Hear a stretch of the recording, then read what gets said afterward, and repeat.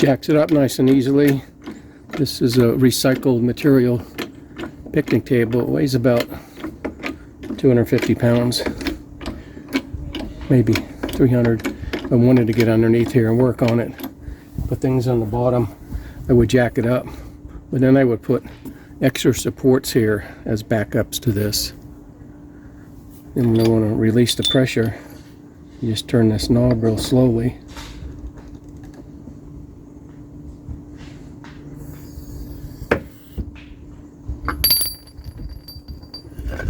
Here we go.